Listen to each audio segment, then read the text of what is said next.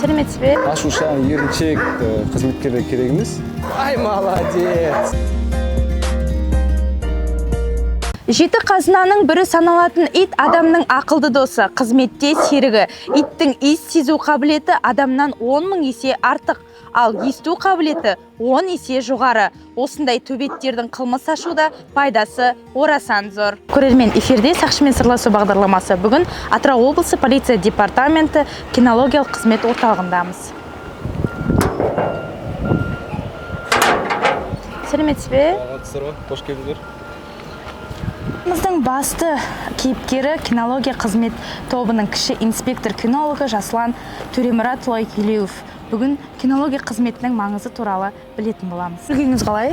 Көңіл-күй керемет. Сұхбатымызды бастамастан бұрын орталықтың күнделікті тіршілігімен таныстыра өтсеңіз. Күнделікті тіршілік енді өзіміздің орталықта қазіргі таңда 18 ит бар қызметтік. Ол әр салаға бөлінеді. Оның ішінде бізге шумшы иттер жедел тергеу тобымен бірге түсеміз. Жарылғыш заттарды іздейтін иттер, адамның иісін анықтайтын, орысша айтқанда адрология дейміз. Және де жарылғыш заттарды іздейтін иттер бар. Күнделікті біздер қызметімізде жедел тергеу тобымен бірлесе жұмыс жасап отырып, хабарлама түскен, 102 арнасынан хабарлама түскен кезде оқиға болған жерге барып, қызметімізді ары қарай жалғастырамыз. Күн сайын енді өзімізге бекітілген қызметтік итімізге жаттығулар жасаймыз. Және де олардың жаттығуын арттыру мақсатында өзіме бекітілген астимен сіздер таныстырайын. Мен қызметтік итім Асти, оны 2020 жылы Алматы қаласына барып өзім бірге оқып келдім, осы Атырау облысына. Содан бері қызмет атқарып келеміз. Із кесуші ит деп айтып жатырсыз ғой. Осы уақыт аралығында сіздер Астимен бірге қандай қылмыстың бетін әшкереледіңіздер?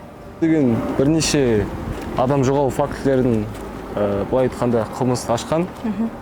Ол атап айтқанда 4 жасар бала үйден ойнап отырып шығып кеткен. Ол бала аутизммен ауыратын болған. Сол хабарлама түскен кезде сол баланы із кесу арқылы арада 3 сағаттың ішінде мәкен топ бердік, ата-анасына аман-есен апарып бердім. Өте жақсы. Астимен тағы да Аққыстау елді мекенінде, Айбас дейтін елді мекенінде 79 жылғы ер адам жоғалып кетеді. 4 тәулік бойына. Ессіз. Сол кісіні 5-ші тәулік барып топ бердім Астимен, ізі кесу арқылы. Білуімше, итті кинологқа бекіту барысында оның қызметкермен сәйкестігін, яғни иесінің сәйкестігін психологиялық тұрғыда аса қатты мән берілетін көрінеді. Яғни адамдар секілді иттерде де психологиялық тұрғыда 4 түрлі темпераментке бөлінетін көрінеді. Яғни бұл ақпарат ғаламторда қызметкерге ит қалай таңдалады? Қалай таңдалғанда ол сұраққа былай жауап берейін. Бұл қызметтік итім сангвиникке жатады, себебі мінезі жуас. Ол қызметке алынған уақытта енді жұмыс бағдарына байланысты ғой. Мен итім енді қалай түсіндірсем екен. Ол рас. Астиге келетін болсақ, мінезі жуас ит қой енді өзі. Кинолог болғандықтан өзім таңдап алдым. Қызмет Алматы қаласында 3 ай кинология орталығында оқыдық. Адамның із кесуімен байланысты. Кинолог пен қызметтік иттің арасында қарым-қатынас өте маңызды. Кинология қызметінің қандай ерекшеліктері бар? Жақсы тұстары туралы айтсаңыз. Танытқан сайын күлімсіреп бізді қарсы алады. Осының өзі бізге үлкен мотивация, көңіл-күй сыйлайды өздері. Сол арқылы жұмысымызды ары қарай жалғастырып кетеміз. Яғни жұмыстағы позитивті атмосфера ол бәрінен маңызды дейсіз ғой? Ол солай ғой. Жұмысымыздың ерекшелігі осыда. Жалпы кинологияда қандай адамдар қызмет атқару керек? Қандай адамдарға сіз керісінше тыйым салар едіңіз кинологияда қызмет атқару үшін? Бұл қызметке енді мінез құлқына қарайтын болсақ, енді ашушаң, еріншек қызметкерлер керек емес. Бұл жерде жануармен жұмыс жасаған уақытта барысында енді бұл жануардың тілін табу керек, мінез құлқын қарау керек. Оған қарасатын адам, енді үйрететін адам мінезі жақсы болу керек, жануарды түсіне білу керек. Ай, молодец. Ай, молодец. Ай, Сіз полицияға қалай келдіңіз? Неліктен кинология қызметін таңдадыңыз? Полицияға қалай келген туралы айтатын болсам, айдауыл қызметіне келдім біріншісінде. Арада 5 жыл өткеннен кейін кинология қызмет орталығына тағайындалдым, кіші инспектор кинолог болып.